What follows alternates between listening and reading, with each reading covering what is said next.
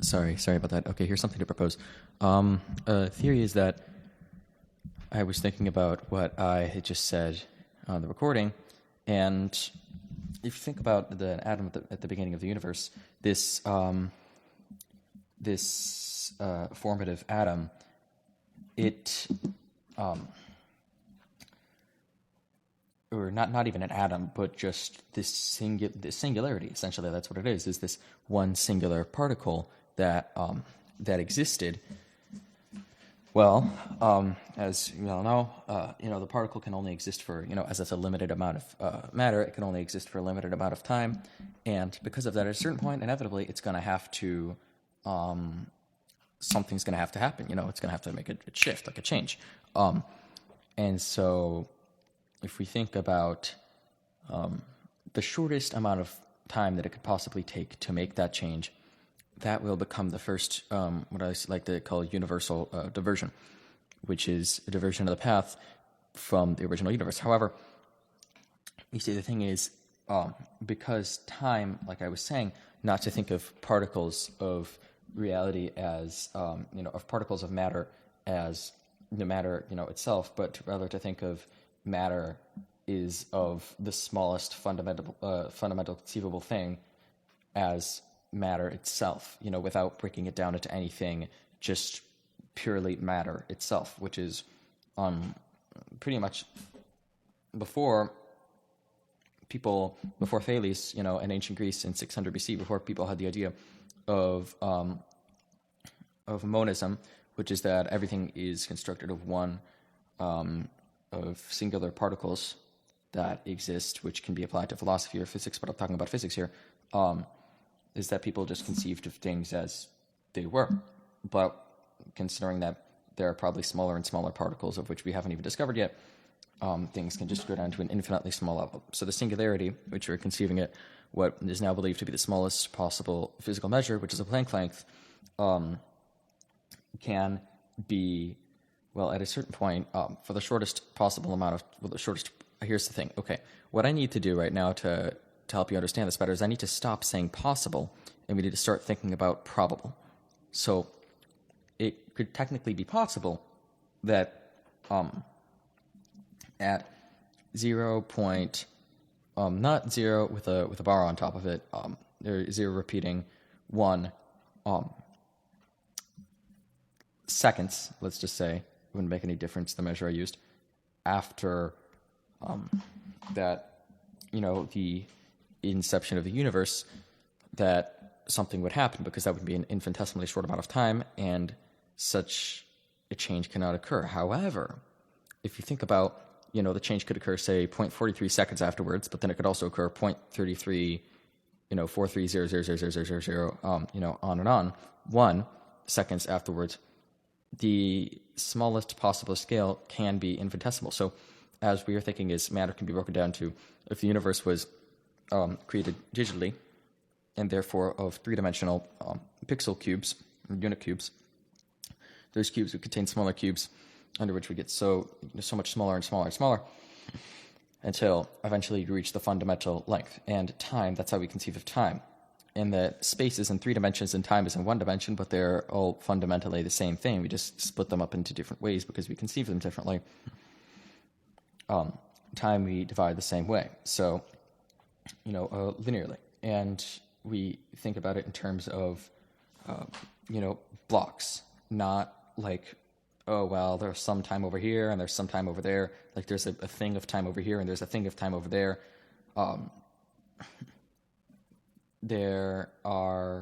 We think of time in exact measures, and so the idea is that once you get down to a certain point, you can't get any finer, and that is the Planck time. And if there's a Planck time, there is a Planck length. However, the difference between, like I said, time and space is that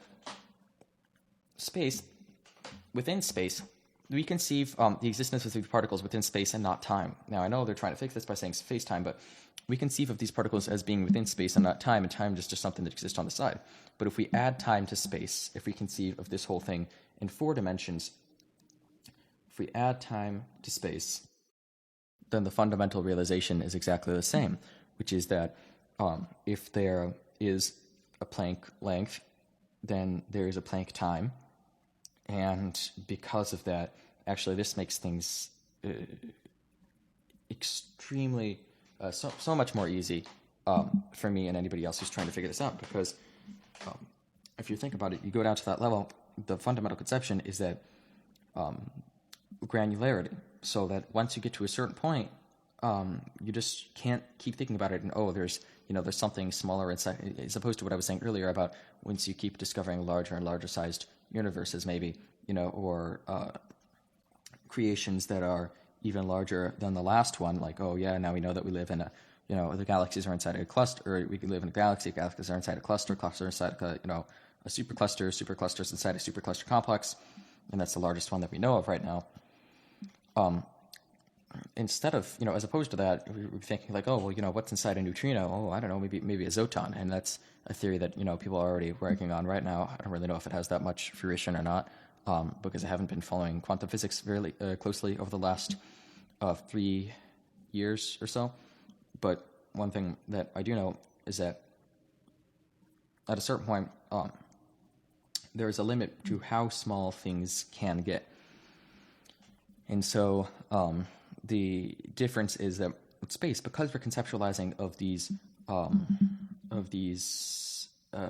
entities in space, it's like we're trying to fit organic creations into a perfect construct of the dimensions as they exist without anything in them.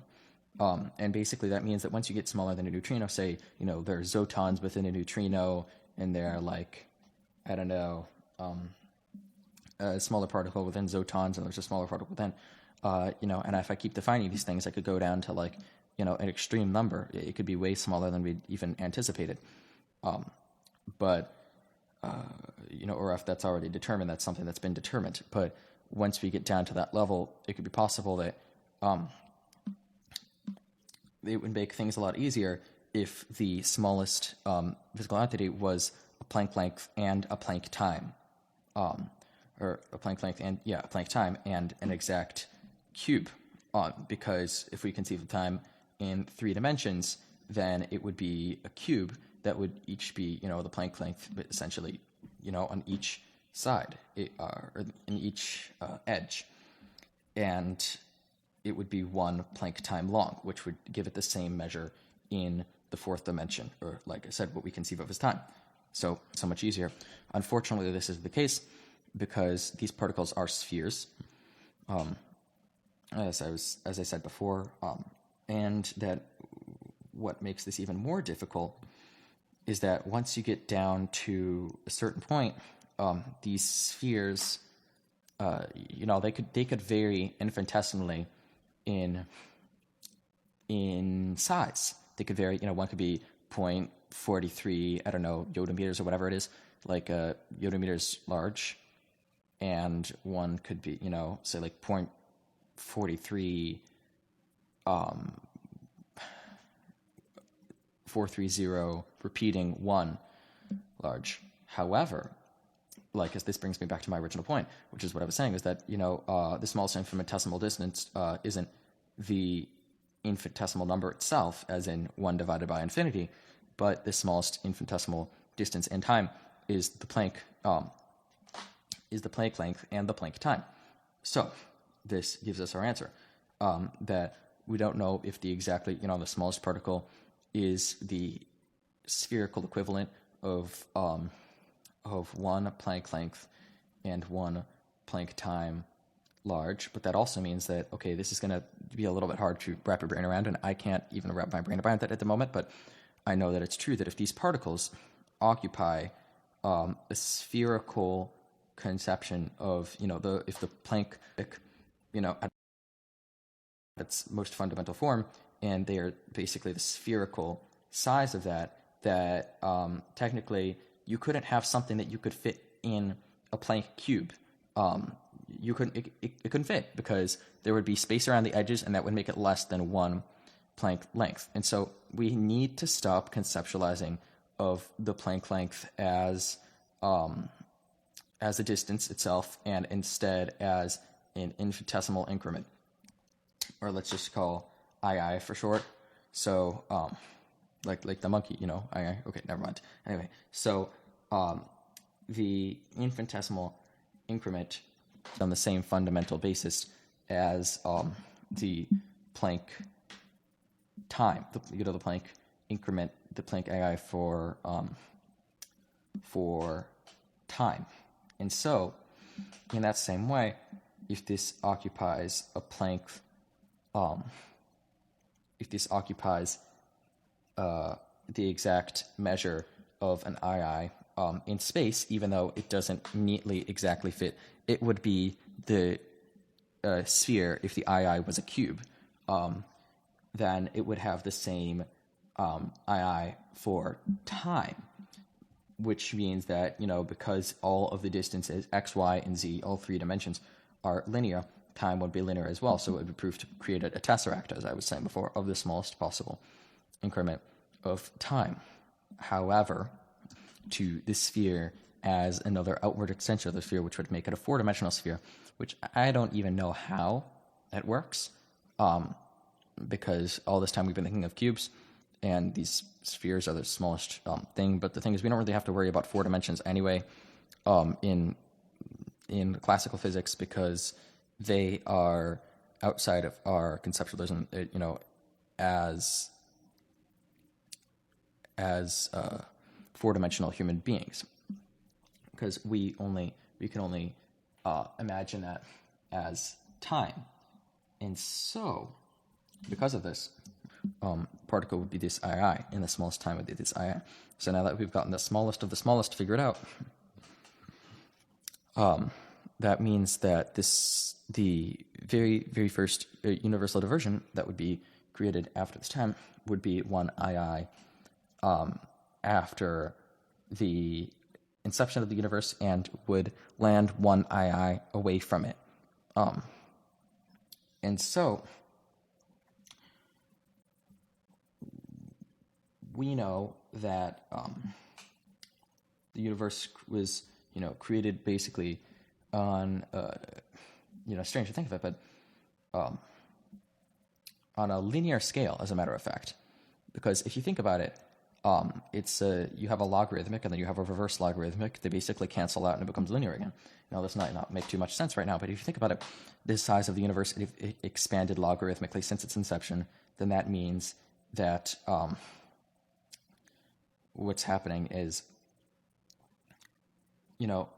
yes, in terms of size, logarithmically it grew, but in terms of the creation of new particles and the creation of new sizes, it is expanding linearly. And so when we think about what is it like, the most fundamental particles, and that the second size of particles was created, in exactly like the same amount of time afterwards, if we measure the distance between when the first, neutrinos and when the first quarks were incepted, and when the first quark and, the first, what is it, kind of, I guess, secondary particles, so, like neutrino, or neutrons, protons, neutrons, and things like that, and then we measure the time from that to when the first atoms, and I think atom is the, the essential limit. Actually, it's the largest of the smallest, I guess you could say. If we measure those times will all be equal. But we know that an atom, the first atom, for whatever reason, I don't know how we determined this, but we determined that the first atom was created about, if I remember correctly, 3 seconds after the original inception of the universe. However, even if I'm wrong about this factor, even if I'm wrong about this figure, it doesn't matter, because the idea is that 3 seconds is a finite amount of time. And if we can determine the time between when, the first protons and neutrons are created and the very first atoms, or in this case, to make things simpler, in one universe it would be the very first proton, neutron, and the very first atom, which we can imagine as probably a hydrogen atom, as only having one proton and one neutron and one electron. When we think about these things, and we can measure the distance, the time difference between the inception of those and the inception of the first atom, which would probably be something extremely small compared to 3 seconds. then we can measure the difference between that and the particles that make those up, which are quarks, and measure the difference between quarks and the fundamental particles of quarks, which are actually technically, they're not neutrinos, because neutrinos essentially, they don't really have any function of that, which is something that it was kind of hard for me to accept when I was first recording this, but is nonetheless unfortunately true, is that atoms don't essentially make up molecules and neutrinos don't essentially make up quarks. However, it may be possible that there are subparticles within quarks, and that is basically the frontier, so it's just a minor difference. But this also complicates things slightly, because in attempting to explain how each particle was derived from another particle, or something like that, it's hard to determine how electrons, and things like that, and neutrinos came about that don't make up this fundamental hierarchical structure and just kind of exist outside of it. But nonetheless, if we can measure this increment of time, we can measure how many particles there are specifically that go down to the Planck length and the II. And it could be possible that the smallest particle is way, by an almost inconceivable number of factors larger than the II itself, and that smaller particles just don't exist, which would be the impetus of the singularity, which should give the question of, well, why was the universe, how was the universe created? And that would be the root of the question right there. What was it that made that fundamental jump from the II, which is, for all intents and purposes, if that is the very fabric of what exists, if that is the very, the minimal distance of the fabric of, what is conceived, technically, 100 over 3, or say 10 over 3 is going to give you, 3.3 repeating, that times 2 is 6.6 repeating, and that, plus another third is 9.9 repeating, which we know that 3/3 have to make 10, so that distance is absolutely and 100% negligible. So we have discovered nothing. So it would make sense that the smallest particle would have to be somewhat larger than that. But if the smallest particle did occupy the same exact space-time as the II, then that would make perfect sense. But either way, from this increment, here's where the problem begins. If this is the infinitesimal increment of space, then this is exactly no doubt how space should be measured.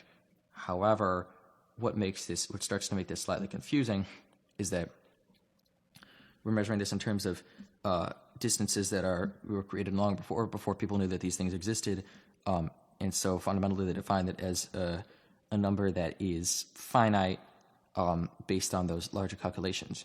But if we define this, if we define this as 0.0 repeating 1, then at a certain point, if the smallest particle is that large, and then make up larger particles, which make up larger particles, which make up larger particles, then the universe has absolutely no space at all, because as 0.001, 0.0 repeating 1 is to 0 and 1 as an infinite fraction of 1, in the same way that if any number is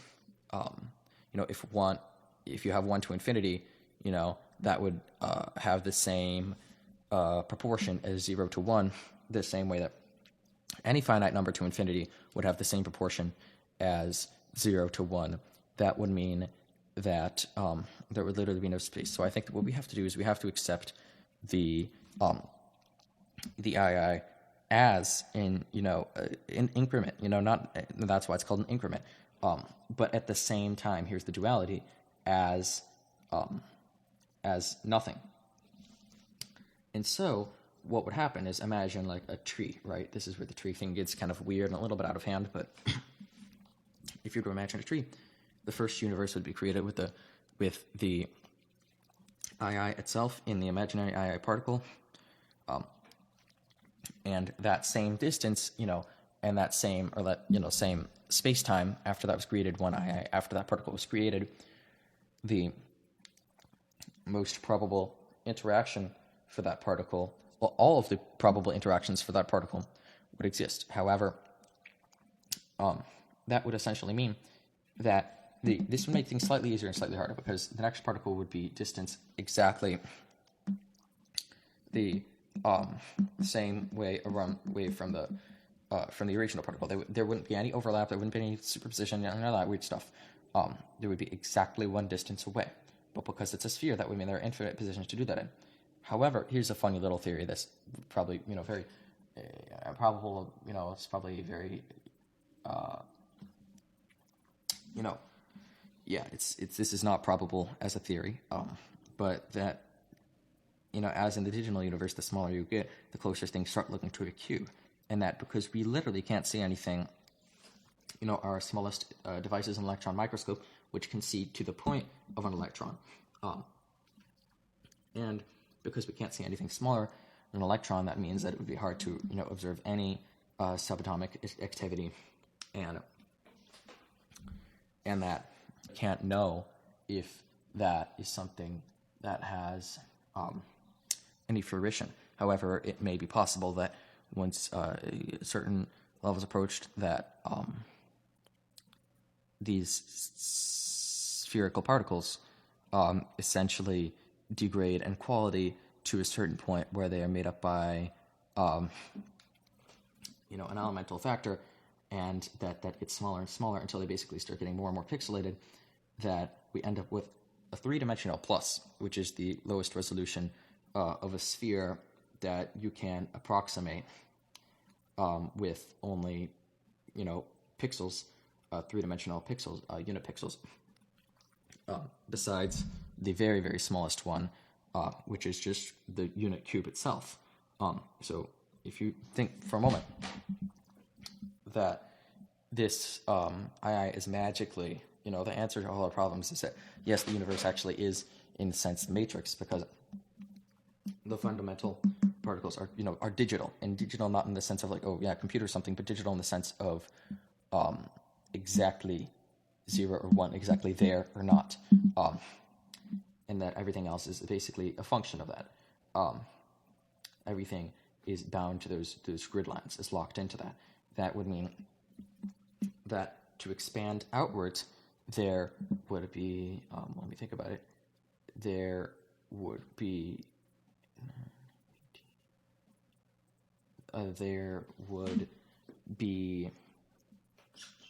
if you're thinking of expanding linearly, as a matter of fact, there would actually only be 6 options for what would happen next. We'd either go directly above, directly to the left, directly to the right, directly behind it, directly in front of it, or directly below it. However, if this is a sphere, as is possible, then no, this wouldn't be true.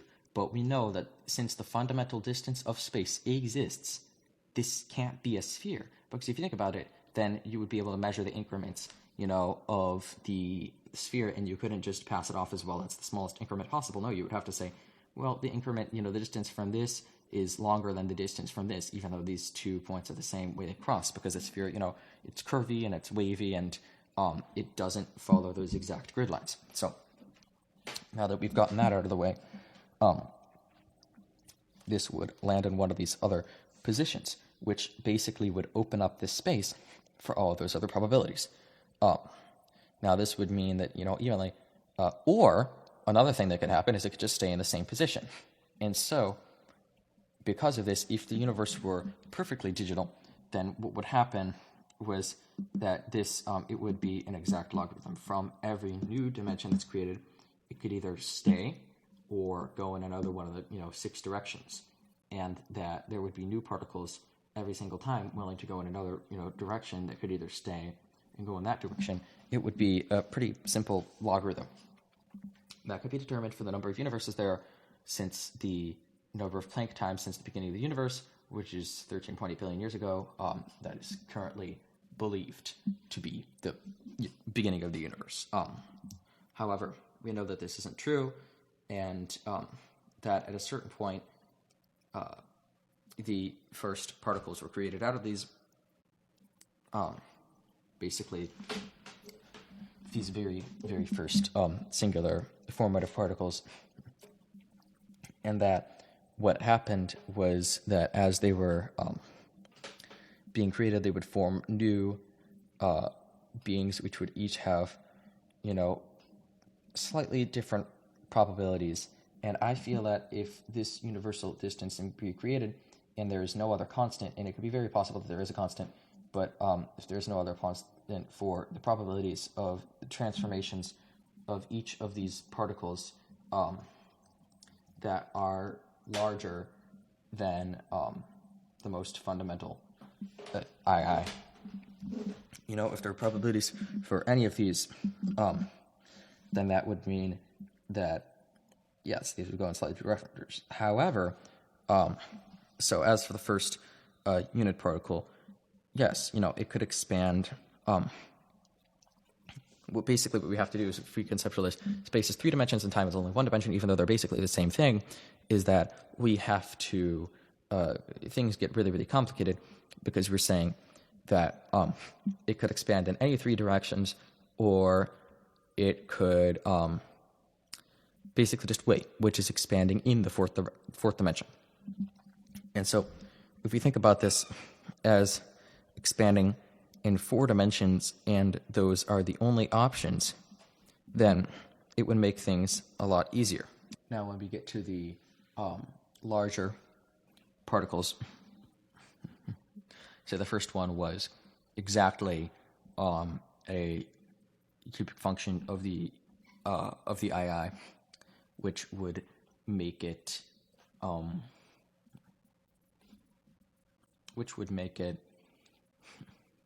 so 1, 2, 3, 4, 5, 6, 9, 27 increments large and of time, would mean that it would have different probabilities of its own, and it would be doing different things. Now that we have these probabilities, what would happen is, there would still be a universe in which this didn't exist, but the most probable thing is that after 27 seconds, it probably would exist. Now, this leads me on to my next point, is that if this had the potential to exist at that time, then, there could also be one that was created from that in 27 seconds. And there could be one that was created from that in another 27 seconds. And that those would exist in 27-second increments. However, if a II were to say, the very first one to go in another direction, the very first, the smallest particle, if that were to go in another direction, that would determine basically the probability of those larger ones. So we've basically come to an impasse. There are 2 solutions here that I can think of right now, and one of them is that there are constants or there is a constant, or there are different constants for these, and that those would determine which goes where, and basically the probability of these different things forming. And another one, the other idea is that they are solely based on, there is only based pretty much one set of constants for the Planck, for the II, which has to do exactly with the II, and that determines larger particles, which determine larger particles, which determine, and that would basically keep going until we went to the rest of the universe. Now, this brings me to the next huge theory, which I was saying, which is that also the universe is determined by effects of consciousness. If beings have free will, I know it's a huge subject change here, but if beings have free will, then those changes in the universe are made by consciousness. However, if consciousness can just decide on a whim like that, randomly randomly different things, if the consciousness can proceed to conceive of these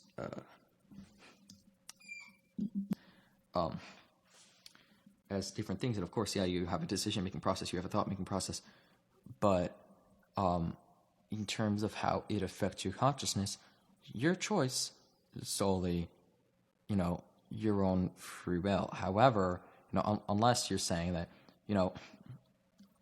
because with all, modern medical technology and medical science, we're saying that your consciousness is only a function of your brain, exactly because your brain was built a certain when you were born. It's, you're only the sum of your experiences, and so what's happened to you directly informs the consciousness.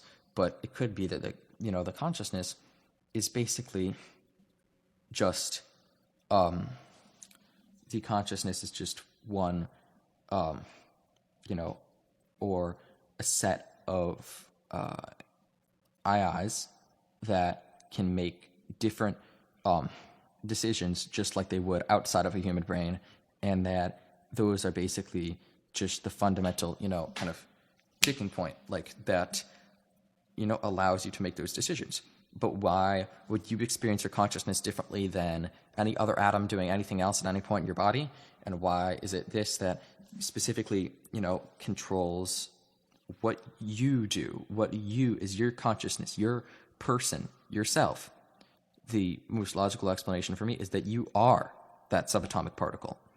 I know this is going to sound weird, or that you are, fundamentally your consciousness is that,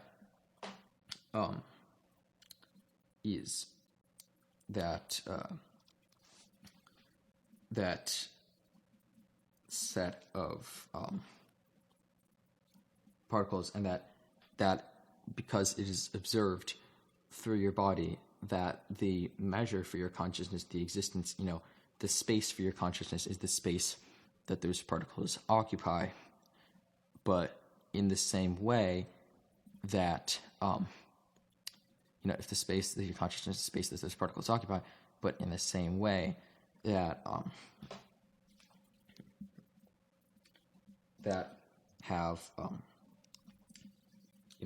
the decision makers themselves, the particles themselves. But then you may ask, well, that has to be in a specific physical place. So where would that be? Well, my theory is that that comes from the very first atom of your being. Now, we all know that the human being started with one cell, not a single atom. So there are many, many atoms at that time. However,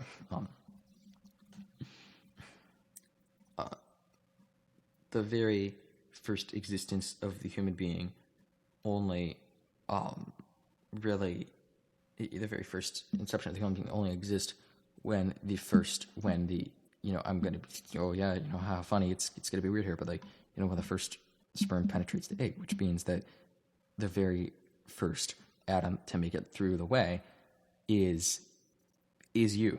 That is that fundamental, being, whatever that is. But this also means that, atoms at a certain point, no matter, can be created or destroyed, but cells are created and destroyed, which of course means that the matter is gone, elsewhere and becomes other things.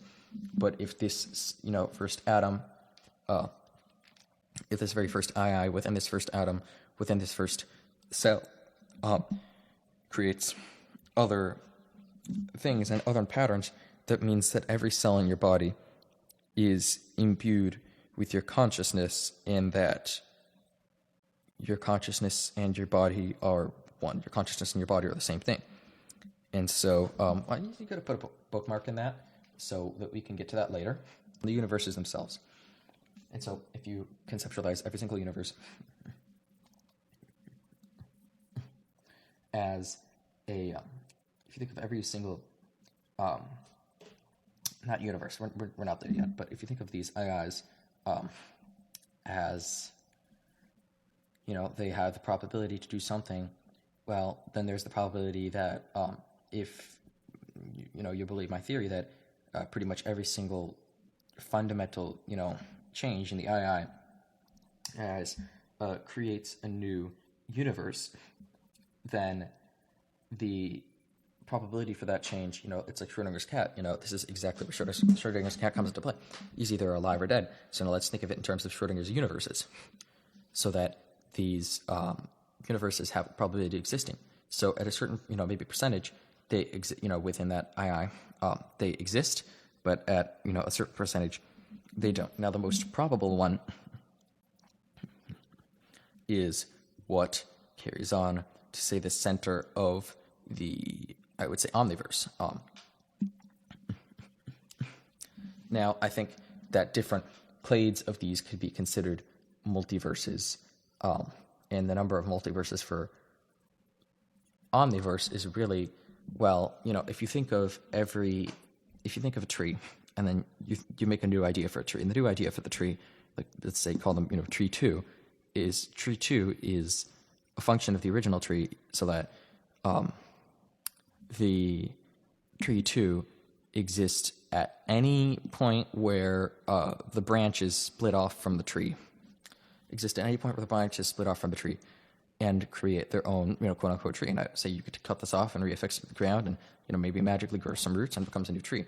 But this could exist as far as like one tiny branch splits off into two even tinier branches, or at the very fundamental, at the base of the tree, there's a huge split where there's one big branch that goes off and creates most of the tree. Or like 40% or something, and that could be transplanted on its own, magically, if that were to exist. So the number of multiverses.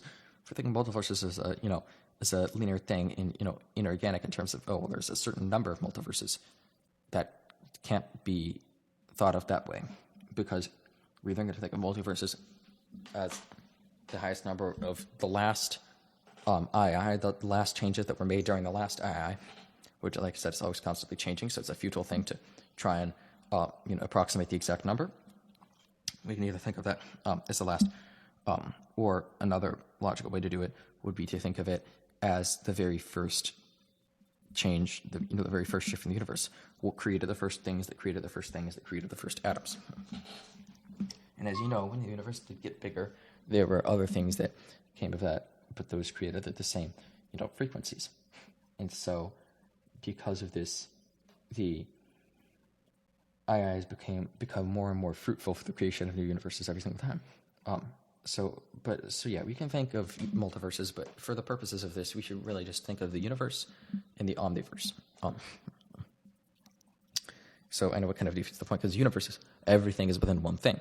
But I think omniverse is, that's everything is united, but omniverse is all. So the thing is really kind of which takes, significance for your mind. You could call one the universe and you could call one the omniverse and really switch it up. But just for the purposes of convenience and understanding, I'm going to call the universe what we consider as our universe. If we're thinking about a multiverse theory, which, like I said, is mildly relevant to this, we thought of, we should probably just think of the very first II and everything that stemmed out of that. The very beginning of the tree is the omniverse. And so what would happen is that basically every single time that there's a probability for something to change, so after the first II, there would be the number of possible changes that could occur during that, which I would argue that if we live in 4 dimensions, would basically be all the changes. Let's think about it in this way. Okay, I just had an epiphany. So if we have a binary metric, right, and we think about the universe in terms of binary things, well, all the distances get be traveled, in one II there's only one distance, one unit. It's like a pawn in chess. It can only travel one unit.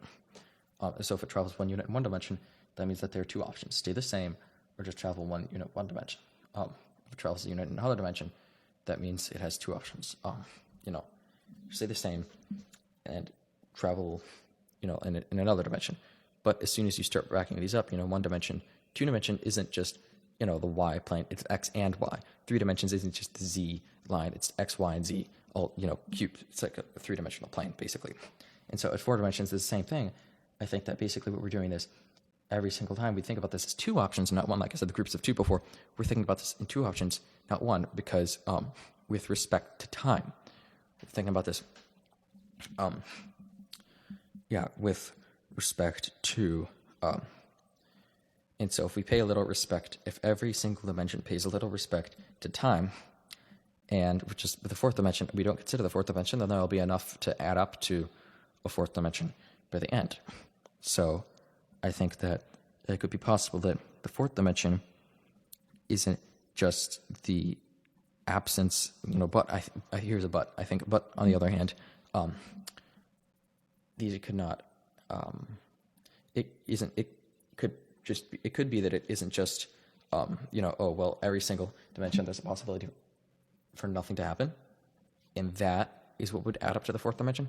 But also in the fourth dimension, there's a possibility for it to move ahead and also do nothing. But think about it for a moment. Oh my God.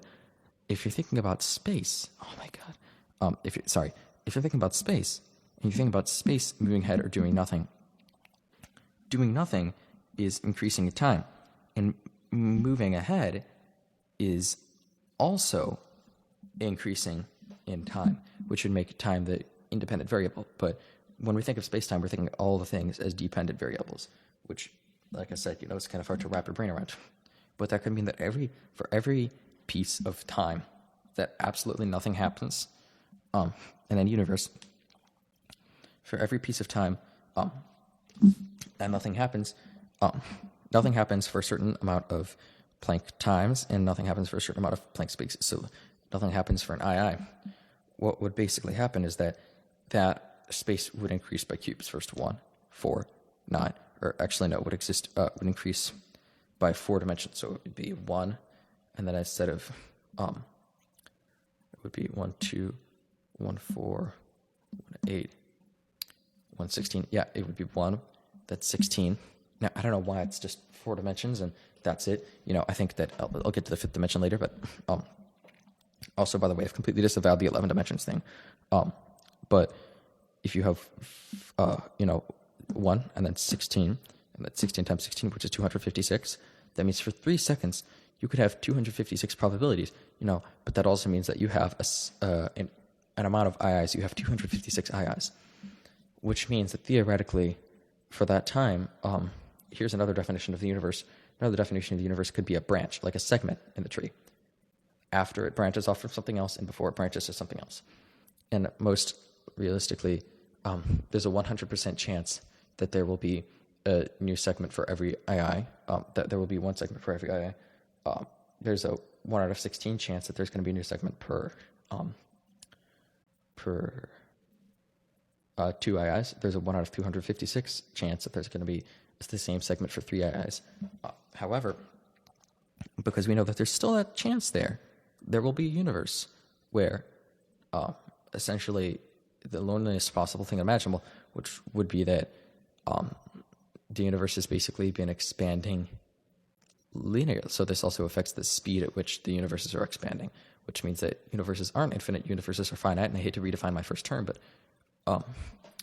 but this means that there is a universe out there that is just one singular. It's one point, and that point is its own thing, and that point just simply exists in a space that is the amount of II, or the amount of Planck times that have passed since the beginning of the universe, and the only fundamental thing is just one, the formative particle, and that's all that exists. In every single II, that universe branches off into 16 options, and 15 of them, divert from the original path. But one of them stays the exact same. Now, here's the thing. Okay, I just had another epiphany. If you think about the fact that this one particle, it could expand into a certain direction, you think, oh, okay, one particle, and then the next one, it moves to the left. You might say, hey, wait a second, that seems a lot like at the very beginning of the omniverse, when there was that one particle, and one of the 16 universes one of the 16 multiverses that were created, one of them moved to the left. So this leads me to another theory that time travel is possible. You might be thinking, okay, time travel, I've been doing nothing but talking about particles for the last, like half hour, basically. But here's the thing. If you think about it, if there's a possibility for everything to exist, there's a possibility for the universe to have done nothing at a certain point, except just sat there. But that means that it would have been delayed by a certain amount of IIs. So if there's a certain amount of IIs per, or a certain amount of Planck times, if there's a certain amount of Planck times per second, then this means that you could theoretically, if you could travel from one universe to another, you could travel back in time. Now, like I said, you would also have to deal with the idea of there being another you, but it would be you in the past. So instead of thinking about it as time travel, traveling within the same timeline, you would basically be able to travel to another universe that currently exists, as the final set of branches that was delayed by a certain portion. But there are also infinitesimally, many, well, not infinitesimally, but infinitesimally many options that are between you and that. So there could be an option where things were just delayed by a second, by 2 seconds, by 1.3547 seconds, from their original form. And so I think that when you think about these particles expanding, the largest possible particle that this the smallest possible particle that could be larger than this II particle would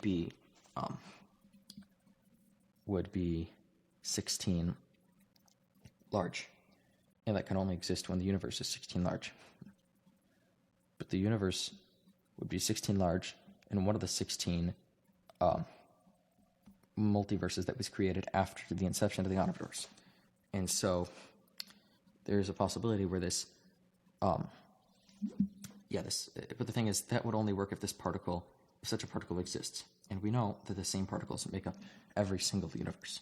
If this one II has the same probability towards every single universe, then the same probability exists towards every single universe. So my theory for why the reason that we're living in the universe that we're living in right now is, like I said, it's me, it's I, or you, if you're listening to this. You exist because your consciousness is made up of every single the most minute of particles within your body. But the reason that this is this universe is because this is, by the slightest chance, the most probable one to exist. However, if you think about the idea for them going in any direction, it could go, so actually, it could just be that it could expand in like 16 directions, or it could just stay the same. And which would make an equal change. But then if you expand into, to another,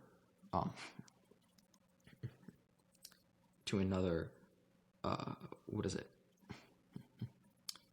I think that, okay, here's the weird part, is that if the universe is a sphere, and it took up the exact amount of space as II, because II is cubical, that means that the universe would not expand to like a 4 cube, or like a say, like a 2 by 2, and then a 3 by 3, and then a 4 by 4. No, because it's a sphere. First it would expand to like a plus shape, basically, a 3-dimensional plus shape, and then would expand to 3, and then it would go 5, and then 7, and then 9, because a 2 by 2 couldn't fit the original II in there, and that isn't the next approximation of a sphere. It would be able to fit the same II in there, but if you look at the smallest particle, say the smallest particle that exists just for the sake of convenience is this plus thing, that would mean that one particle immediately takes up the entire space. And so once you get to the largest particle, I think that one possibility is that the most probable universe could be that, as soon as it was large enough for the next largest particle, it expanded to the next largest particle. As soon as it was large enough for the next largest particle, expand to the next one, and just so on and so forth until it got to the atom. But then what would happen is you might see that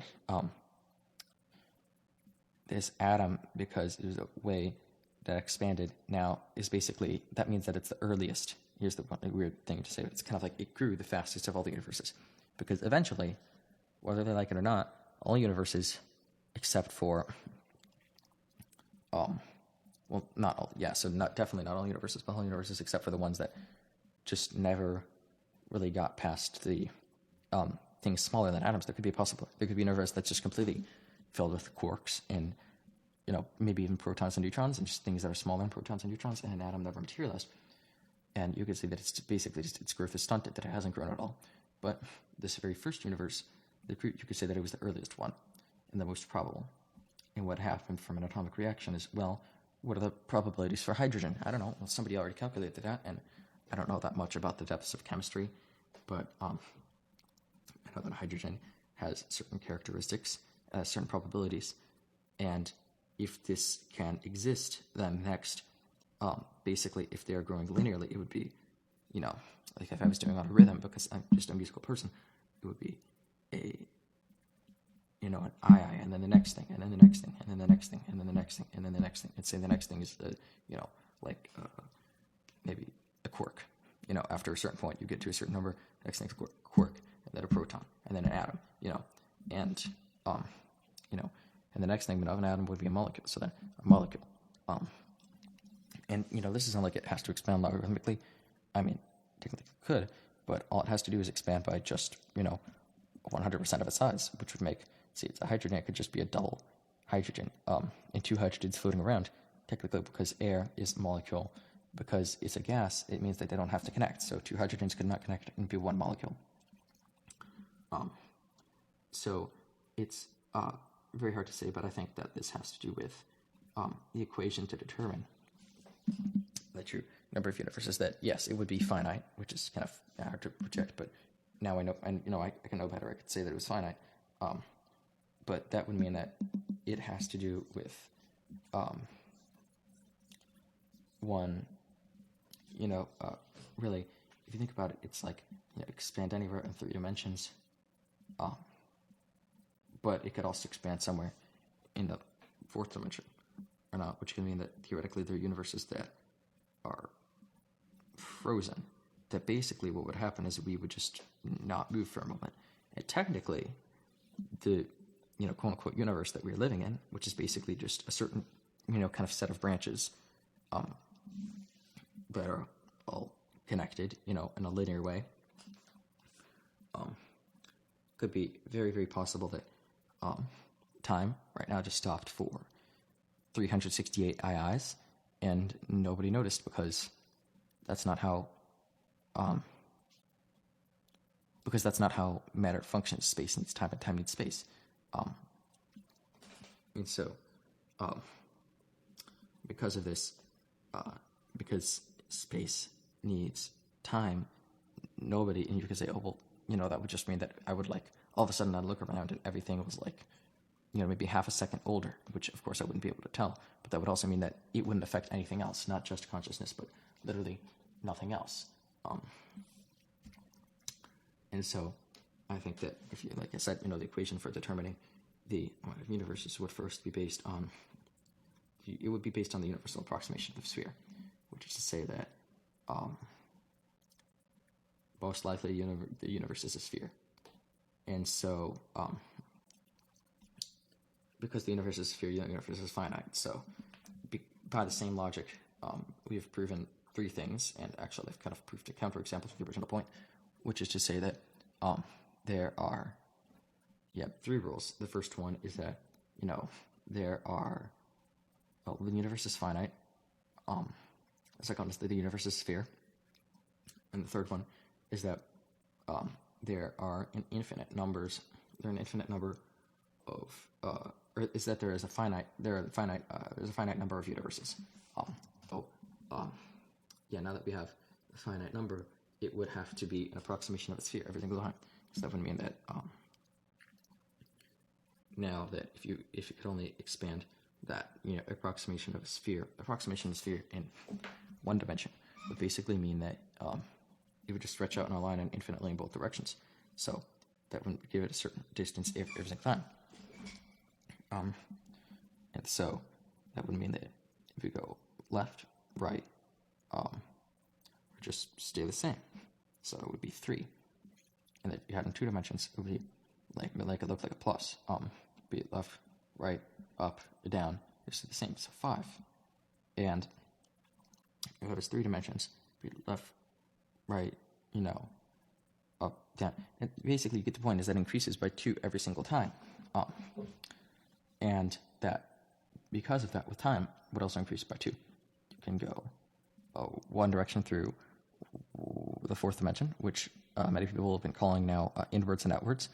So in and out. and you would basically have all this set of combinations for all of them, and staying the same each time.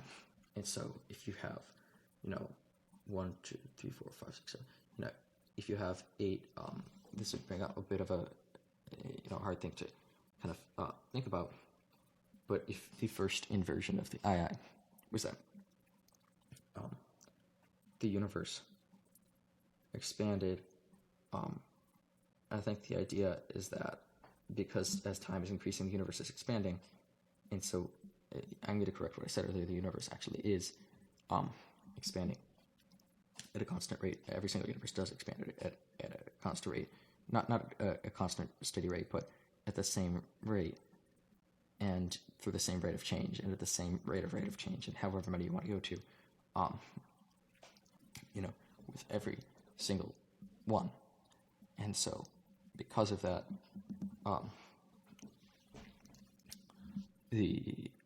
there would only be, how would I say, 1, 2, 3, 4, 5, 6,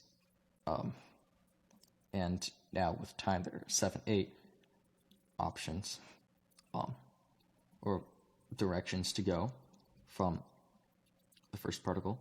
But think of that without there are combinations of the first particle existing and not existing. Now, the first particle can't just spontaneously create another matter in another direction. But here's another thing. If its probability is, if that were the case, if that the very fundamental basis of matter couldn't replicate or couldn't be deleted, which kind of it disagrees with that. Who's the guy's theory that matter cannot be created or destroyed? The atomist guy. That means that the very first fundamental has to disobey that law in order for any matter to come about from the beginning of the universe, from the source point. But that, so it can stay in the same direction and have an outcome that would, produce the same exact thing in another spot, but it cannot produce the same exact thing at 2 other spots. So if you have 8 directions, up, down, right, left, forward, backward, and in and out, and then it also stays there for every single one of those, then there would be 16 dimensions.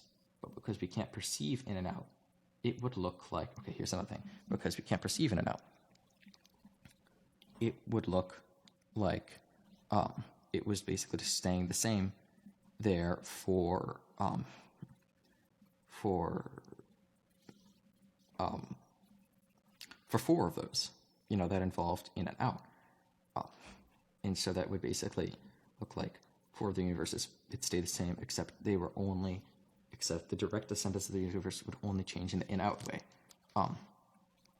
which would pretty much look like nothing to us unless we were able to see, in 5 dimensions, or, from 5 dimensions into 4 dimensions. And so, this might make you wonder after a certain point, okay, so we have 16, and then the next approximation in the universe would have to be, maybe say, if you have, it's a 3x3 in the form of a cube with a sphere inside it, which would basically look like I said, like the very most fundamental plus, 3-dimensional plus, and you had it become the next largest thing, it would be a plus with, what is it? A plus with,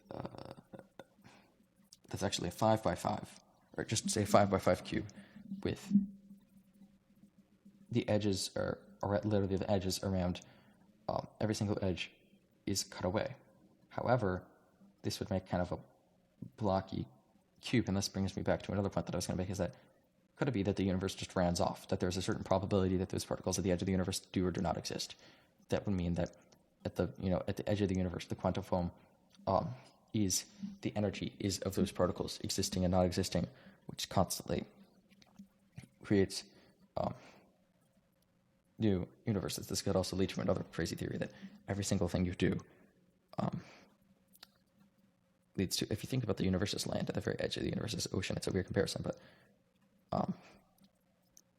everything you do could lead to every single decision that your consciousness makes lead to one different increment on the II, the probability of something existing at the edge of the quantum foam at the edge of the universe, which would create a new universe.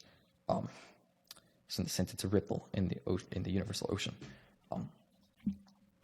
But I don't know if I believe this or not, because, like I said, it's absolutely binary. And the only point where it strays from being absolutely binary is in that the different probability for these universes to exist or not, the probability for these universes to exist or not is by definition not non-binary.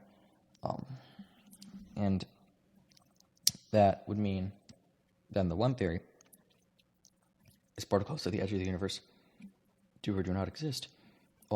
Here's one thing that would make things a whole lot simpler, but also more complicated in some ways,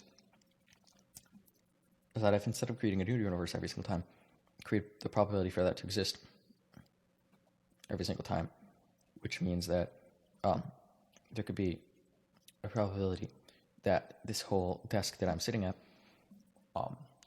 would be moved to a completely different location, the house would be angled in a completely different way, that things would be, that something could be like on fire right now, and that I could be walking through something that could be like the most terrifying thing I could possibly imagine, and I would have absolutely no idea. But obviously we know that just from experience, that isn't true. So this has to exist in something that we can't conceive of. So I will agree with what I said earlier about every single universe occupies the same exact space. This is the nature of how the omniverse works. That means that every time these the universe expands, which is once per II, it slowly becomes more and more spherical every single time. That means that because, like I said, it becomes slowly more spherical every single time. That means that the possibility for the new creation of new, even more spherical particles becomes higher and higher. And so we don't know at which point, the smallest fundamental particle besides the smallest particle larger than the II itself would be created. It would take time. But there's a possibility for, say, a 16 possibilities, by 16 possibilities,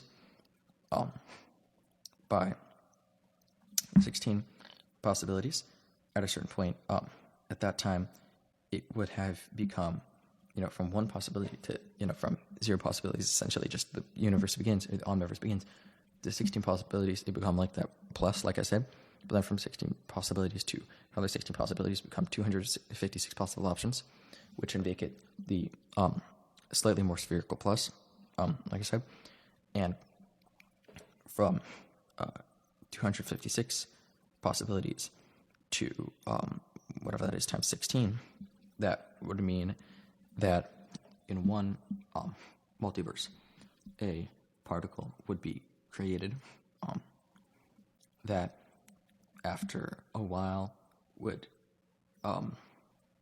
it would have its own probabilities. And basically what makes this really unnecessarily complicated is that every single universe has its own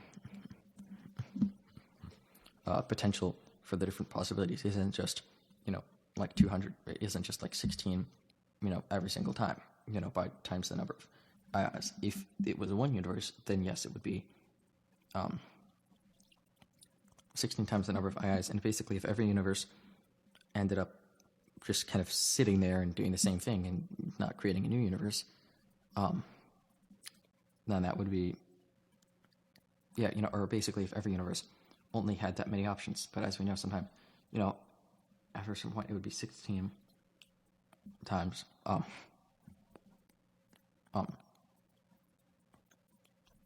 whatever the probability for, say, the second one was like just literally the three-dimensional plus. The second particle was the three-dimensional plus, and that was the next particle up.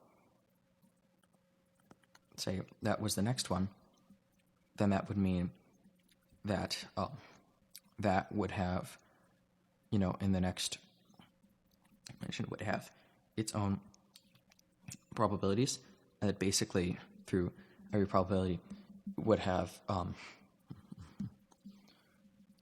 it would have that percentage of whatever the probability is of 16 to go in these different directions, and possibly create even create new particles. So it would have that probability of 16 basically to do all these different things in different directions.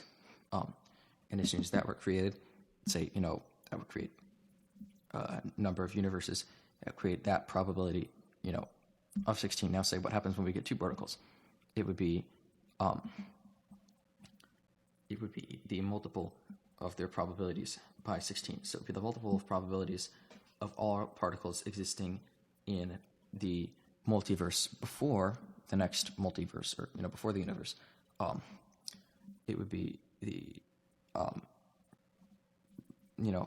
the probability of 16 of all of the different particles. The probability of 16 of the probabilities of all the different particles, existing at that time, which you would have to already take into account the number of particles of the previous universe.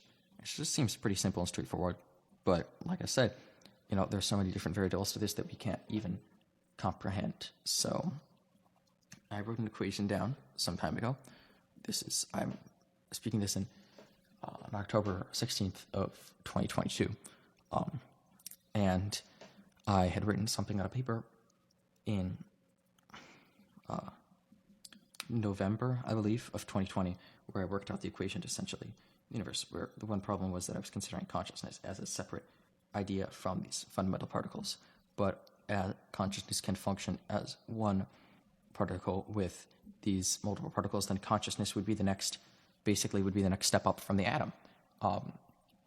All being controlled from the bottom up, all being controlled from the very smallest particles to the very largest. And so, because the consciousness would be the next point of this, that would be necessary to explain the number of universes. And if the number of universes can be explained, then the range of, if the number of universes can be explained, then that you would already have to have the number of ayahs since the beginning of the omniverse to understand that. If you already have the number of ayahs, then you would immediately have the size of the universe. However, we know that it won't just exactly, here's what makes it slightly more complicated, is it won't just exactly, expand in exactly 16 different ways every single time, but it will also, it will expand in what makes it slightly more spherical every single time. So approximating the sphere, but it's not just spherical, it's four-dimensional spherical, so it will expand in the way that makes it slightly more kind of tesseracting spherical every single time. And so that would be the way to understand which universe. But as we know, the universe is expanding logarithmically. That would be another thing that we have to take into account, because every single particle has, could expand into the space around it. After that were true, then the universe would end up looking like, it would look like an octahedron, basically. An octahedron in the space of a cube, because everything, this kind of plus diamond would be, this plus sphere would be expanding in the same, would have every single one of its appendages would be able to expand and create their own appendages, which would be able to expand and create their own appendages, and we just keep going on and on. But we know that's not the case. So they are expanded, they have a higher probability, say, if you have this ability of there is a 0% probability of expanding anywhere but down, and there's a 50-50 chance of going anywhere to the sides. And I don't know how the fourth dimension will work when you're at the very top of the universe. But rather, if you're at the octahedron of the universe, then you have a much higher chance of expanding towards the edge. And if you're at the center, then you have 100% chance of expanding towards the edge. But we know the universe has no center, so it makes these things a lot more complicated. Anyway, so these are just some of my theories of the universe, and like I said, deep stuff. So thank you for listening to me over the course of 4 years. And I hope to hear some of your thoughts.